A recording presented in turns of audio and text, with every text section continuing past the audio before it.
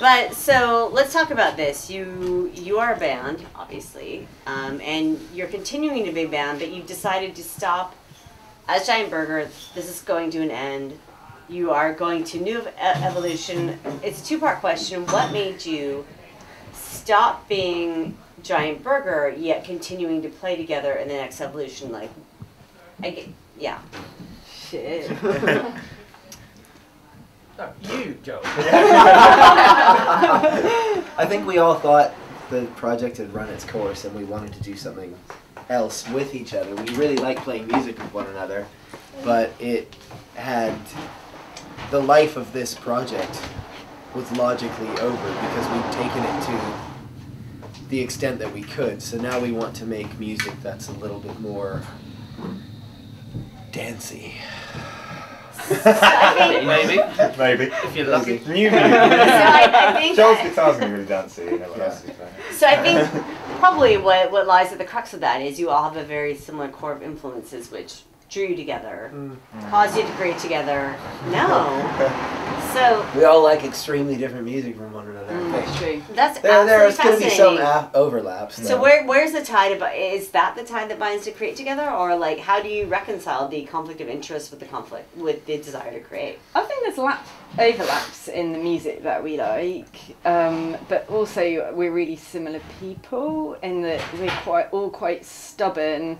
And we don't want to sell anything, which makes us a really bad band because we're all like, fuck that, fuck having a brand, fuck that commercial shit. We're also really all quite socially awkward, so we're just really bad at selling ourselves. But in a way, this is our like binding. It's like our characters that like binding, and then the music like just comes out of that in a way rather than. I think that probably makes you one of those genuinely political bands you can have, in that there's no agenda. It's just authentic personalities coming out. We are political, and a lot of the songs are directly political. Yeah.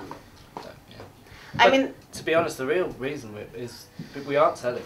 That's why we are splitting up. I mean, people aren't buying our records, and we're not getting any radio. And it's hard to be motivated after 4 years, really, to like actually really be honest. It's hard to be motivated when you sort of feel like nobody cares in a way. And like we care about ourselves, but we have tried, I think, our best to, you know, like how all of us do in bands. It can be really demotivating when repeatedly like you have to sort of beg for gigs and then people don't come to gigs because they're watching TV or whatever. We're not ungrateful for tonight. Yeah, for sure, for sure. So we'll keep the same people, I'm sure, will come to see us in our next bands because we're all the same. Yeah, but we will try and change because change is amazing. But we started in a luxury moment, like you were saying, thanking Power Lunches, and we had places like the Buffalo Bar, and now all these places in London where we were sort of forged and where we loved gigging have all like disappeared due to rent and shit like that. It is an interesting point. When you've been in bands, we've all been in bands, years, decades, multiple decades, and there is that line between how do I stay authentic and how do I sustain what I'm doing? Yeah, definitely. And really the reason for the break is we're going to break and make a new band that is like more self-indulgent than before. So we're literally going to make a band that is like about just pleasing ourselves 100%, like even more so, and then we won't feel obliged to do any of the selling ourselves. There's no like immediate desire at the moment, I guess, to like get ready for gigs and things like that. It's more just like let's just play together. Sorry. Bicycles rule. Bicycles are the best thing. That's going to be fascinating because as I've told Joel and you, guys as well, I'm sorry. One of my favorite things about your band is I feel like you are a mix of the Doors and krautrock, which is actually one of the most genuine compliments I can get because you have this very mathematical component which is pure poetry and art, and you can't just get a group of people together and be like, do this. What you do is so genuinely from you, and it combines these very it's a combination of science and art, which is like like if you were studying humankind and you wanted to combine science and spirituality, like that's how I've always seen you guys. So to hear you guys saying that's always been my take. And so to hear you guys say you want to make it more personal, I'm just like, how much more weird can it get? Like I can't wait for it. If like your takeaway is like, if your takeaway is like we need to make it more personal, yet more accessible, I'm like, I don't. The world's an onion. We might not have any more depth though, that's the thing. We might get together and be like, right, let's write something more for us, and then we just be like, oh. It's just giant we actually have it. We're not any brainier. You're like, we wrote the song, it's called Bully Bully. I think you're going to like it. It rhymes. Imagine if you had written Bully Bully though. How good is that song? Yeah. It's like a thing you do when you're like, this is great, this is shit, but like, I think it would be like Let's do this for 3 hours. It'd be a pleasure pay where you're like, it's great only because I stoned, but oh my god, you're sober and you bought this. Cool. Yeah. The future. Yeah, the future. But Getting really old. I guess my last. I love you. I love how you just stepped into this role. That's great. Someone asked me to interview. So in 1932, I think like one of the things also I love about your band, which I selfishly associate with, is it's not pure Londonism. I mean, you're an English band, but you have not a pure English lineup, and your sound is. It's pretty American and European. Like you don't have an English sound. Like if I think if you were to play your records, someone would say, "Oh, they grew up on the Minutemen. They grew up on like a lot of 80s Midwest punk or West Coast punk, with obviously European influences." But will that internationalism continue into the new evolution? I hate English sounding music. Yeah, so do I. I think it sounds like boring and really male and really white, I suppose. So like I grew up listening to American music. Like I hate that. I shouldn't rant. I feel like we're more institutionalised with a system where you have to be like what we're saying. And I said before, we don't sell enough. It's like, well, yeah, you have to sell some. It's not like this record shop, for example. You know, how do they get what the new releases in? Like Rough Trade, how does Rough Trade work? Yeah. Why are these records in there? Yeah. Like, why do I want my record in there? I shouldn't rely on Rough Trade to decide what is in uncut. Yeah. And what is in. Like, it's good if you get in uncut. It's great, but you can sell records. You should be able to sell records without having to do all this bullshit, really. Yeah. Not saying you should totally go off grid, and be totally underground, but. Though that'd be pretty awesome. That'd be pretty awesome. Yeah. Why not? I mean, why not? I think yes. But yes. Yeah, we will definitely. We'll probably be more eclectic. That's the idea. Yeah. So do you feel sonically you're more influenced by the eclecticism, but like institutionally you're more driven by the culture that you live in? Yeah. But also, technically speaking, we're driven by what we are able to plug into. Yeah. For instance, today we can only have two microphones. So it's like that's you just have to deal with that. Like, I can plug anything into that mixer, but what is it going to be? So I don't know. And also, I guess we'll just see what happens. Also, Ollie's going to have an operation on his hand, and so you're like, well, what can Ollie play with one hand? He's going to be one arm for a while. Playing. Oh my God, is it to have the bottle opener on the other hand? So that he can do that and a gun comes down priorities.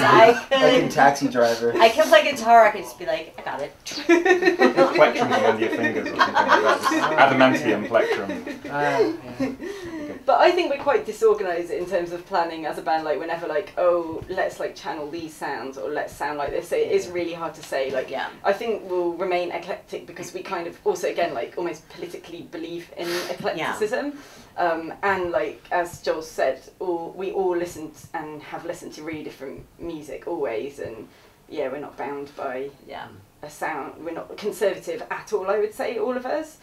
So we'll do whatever. I like monocoloured trainers. In that respect, we are conservative, literally only because, like I said before, the restraints of what you can play at a venue. Yeah. True. So, which is fine, which is what you have so to if do. we decide never to play at a venue again, we can just go like wild in sound. And get a I'll play that Hoover. I mean, interpretive dance. I'm just saying it's an open field. Exactly. Why not? Actually, okay, I do have one more question, not less. last question lead up was a bit of a lie. But it's interesting to me, and I don't know how much it applies. So you guys are obviously one of the more ethically and just personally pure bands you can come across, and that creates what you have. But we've talked about this. Okay, so being in England, you're aware of these roles you fall into, the record selling. But Joel and I come from a North American background, and in the 90s, there was the antithesis. You could be so free to do anything you wanted. Mm-hmm. You had maximum rock and roll's pick your own fucking life. You had tons of kids or people, this network, and it was pre-internet. All you do is write a letter or know someone or make a long-distance phone call, and the next thing you know, you had a show get booked in someone's... loved it. And someone in like kids' moms' basements, and their parents would cook for you. Like it was a great network. And I remember I moved to England. I lived in England 2001 2003, and it was the concept of DIY just didn't really exist. And you had to, even if you had promoters at a pub that liked your band, they'd put you on with a band that maybe sounded like Blues Hammer, or it just. Having someone like you wasn't enough, but it seems like, once I moved back, it seems to have turned around. Like, I guess you guys have been here longer, like, in seeing the development of the DIY scene, which seems to me, England right now and London right now seems to me like the North America in the 90s. Like, Joel, I don't know if you agree or disagree, and like, how do you see the evolution? Like, even though venues are shutting, the way that people are getting involved and the DIY spirit and the labels are coming together, like, what's your take on that? There are definite how do you parallels see the future? to it, but there's an added element of being able to send someone an email and it gets them in 3 seconds. Yeah. And you can stream. I'm going to sound really old right now. No. I don't work in technology, so I don't even know what's available, what's being developed right now. Yeah. I just know that you can share your music for free on the internet, and when I was a kid, you couldn't fucking do that. Yeah, I know. My first tour cost me $1,000 by phone bill. You had to get these I know catalogs that much. that were like, on an 8x10 sheet, and the titles of the records were like that big, and you're like, Oscar do. Yeah, okay, I'll order that, and now it's just like, the accessibility is even greater. And I think there are fewer and fewer venues in London, which is a shame. But looking outside of London, because London is pushing people out to other places, I think probably in the next 5 years there will be some really interesting things happening because people are moving to cheaper places. And London's being cleansed of all venues, of all culture. It's being destroyed. And it's hard to have free time in London, so I feel like London is dying in a way, but maybe that's only negative. It's dying. But I'm sure like the rest of the UK does seem to be thriving. Yeah, definitely. Bristol, Sheffield, places, Croydon, places. So with that in mind, let's make some great music and get out there. All of us. Yeah. All of us. Sounds like a plan. Yeah. All right, let's do this. All right. Thank you. Thank you. Thanks, Jen.